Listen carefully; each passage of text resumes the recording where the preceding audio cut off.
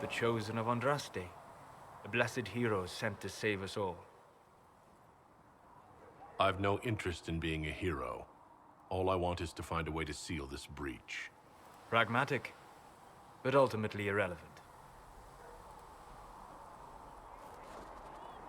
I've journeyed deep into the Fade in ancient ruins and battlefields to see the dreams of lost civilizations.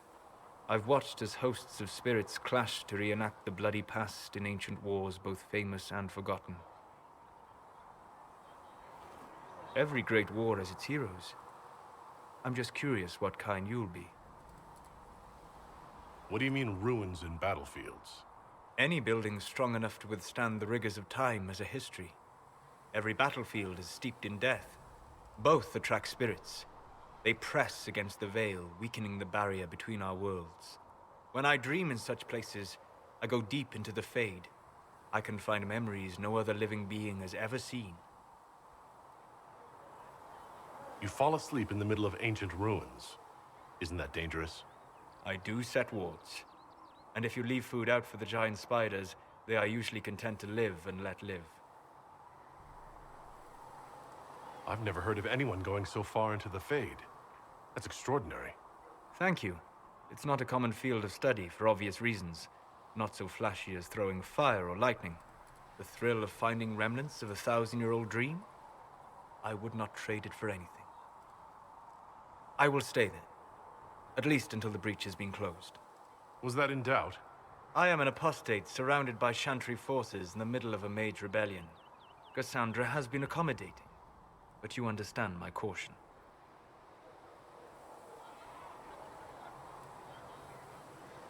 You might dislike the circles, but if that breach stays open, you'll like what it does to the world even less. Agreed. Hence remaining here to offer help. But now let us hope either the mages or the Templars have the power to seal the breach.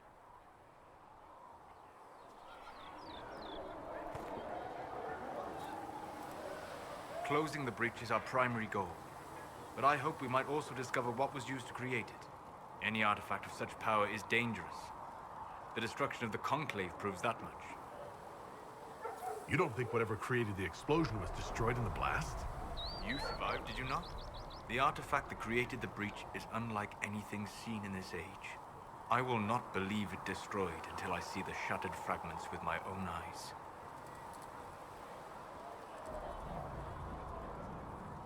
We would do well to try to recover whatever created the breach. Liliana's people have scoured the area near the blast and found nothing.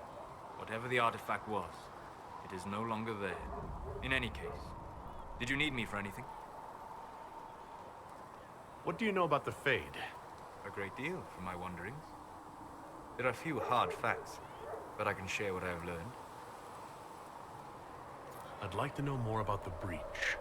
Simply put, it is a tear in the veil between this world and the Fade, allowing spirits to enter the world physically. Small tears occur naturally when magic weakens the veil, or when spirits cluster at an area that has seen many deaths.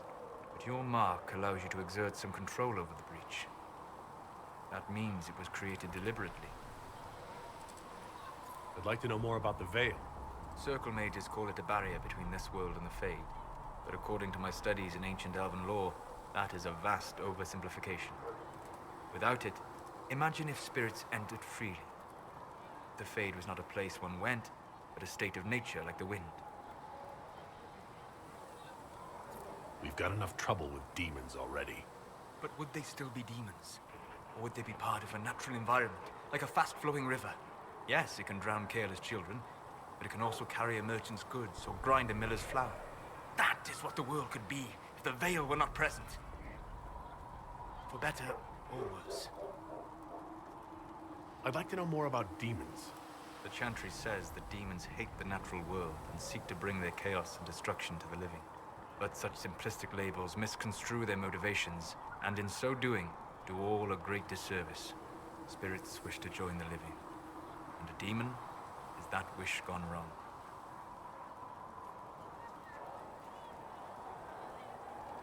I doubt those things pouring out of the breach wanted to join the living. Eat, maybe. Of course demons are destructive. This world is illicit and unnatural for them. They fight to gain entrance, and when the rules of this world do not mirror theirs, they lash out. Tragic, not evil. We'll talk later. Goodbye. So, now that Cassandra's out of earshot, are you holding up all right? I mean, you go from being the most wanted criminal in Thedas to joining the armies of the faithful. Most people would have spread that out over more than one day.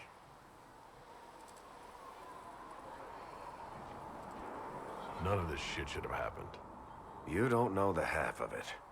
For days now, we've been staring at the breach, watching demons and Maker knows what fall out of it.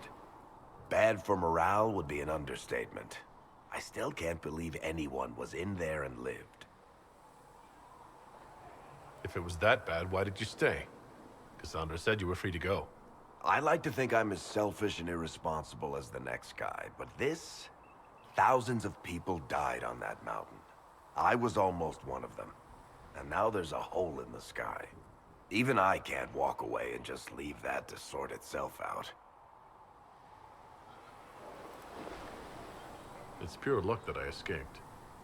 Good luck or bad? You might want to consider running at the first opportunity. I've written enough tragedies to recognize where this is going. Heroes are everywhere. I've seen that. But the hole in the sky, that's beyond heroes. We're going to need a miracle. Need something? Can I ask you something, Varric? You want to talk about me? I'm flattered. Also inclined toward extravagant lies. How do you and Cassandra know each other? You heard about the Kirkwall Chantry being destroyed? The guy responsible used to be a friend of mine. The Seeker had questions about that, and I had answers. You from Ferelden? Orlais? Free marches, born and raised in Kirkwall. And despite whatever you've heard, no, Kirkwall's not that bad. I'm not clear on your line of work. You're a merchant? I'm a businessman. My family has a seat in the Dwarven Merchants Guild. Merchants buy and sell goods. Businessmen buy and sell stores. In my spare time, I manage a spy network, and occasionally, I write books. Thanks, Varric. No problem.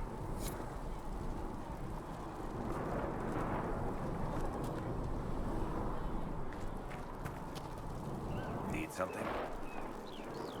Can I ask you something, Varric? You want to talk about me?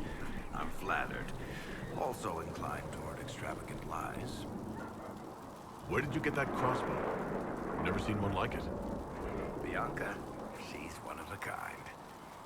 Funny story. I bought a salvaged ship and found her locked in a dragonbone reinforced chest in the hold. I broke 3 dozen lockpicks and blunted 9 saws opening that trunk, but it was worth it. Who is she named for? I can't tell you. And the reason for that is... Complicated. It's the one story I'll never tell. We just have to leave it at that. Thanks, Varric. No problem. Need something?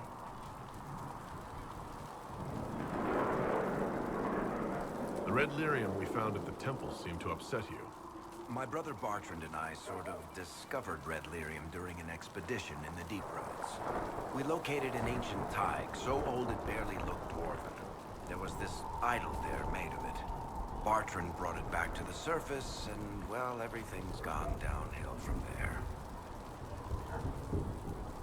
So what is it? Just another kind of lyrium? The red stuff is lyrium like a dragon is a lizard. It's not just a different color. It has a whole host of weirdness all its own. I've written to every mining cast house in Orzammar. No one's seen this stuff before or knows where it came from. What makes it special? Regular lyrium can mess you up pretty badly, but you have to ingest it for that to happen. Red lyrium messes with your mind when you're just near the stuff. You hear singing, get violent, paranoid, and then it does creepy shit. Makes things float, brings statues to life. It also turned Kirkwall's Knight Commander to lyrium. Everyone's been kept at least 100 paces from it since. How did the Red Lyrium get in the Temple of Sacred Ashes? I don't know. So as far as I knew, the only piece to make it to the surface was destroyed. And the location of the tag it came from is a secret. Did someone find more of it in the deep roads? That's not a cheery thought. I think that's enough on Red Lyrium. Yeah, not really my favorite subject. Need something? I've read your Tale of the Champion, and I have a few questions. That's a pretty common reaction. Go ahead. Where are the rest of Hawk's associates now?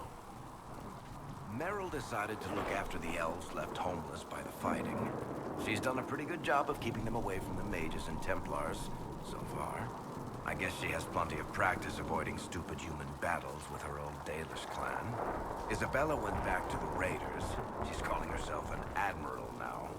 I don't know if she's actually in charge or just has a really big hat. Might be the same thing, honestly. Sebastian went back to Starkhaven. I'm sure he's boring all sorts of people there.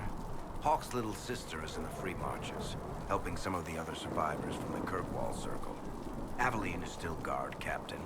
I'm pretty sure Kirkwall would fall into the sea if she quit her job. Need something? I've read your Tale of the Champion, and I have a few questions. That's a pretty common reaction. Go ahead. What happened to the mage who destroyed the Kirkwall Chantry? The book never said. He fled Kirkwall with the mages from the Circle. Stayed with them a while, but he had to move on. Somehow a lot of mages blamed him for making them live as fugitives. I don't know where he is now, and I don't want to know.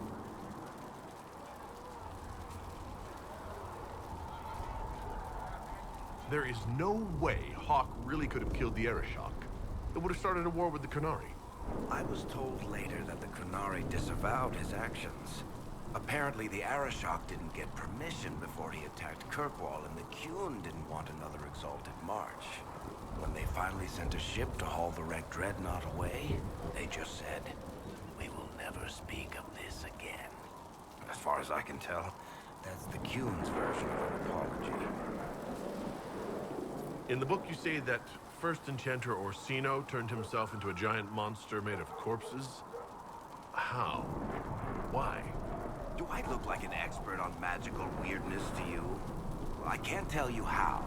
The why, all I can say is he was desperate. Carry on.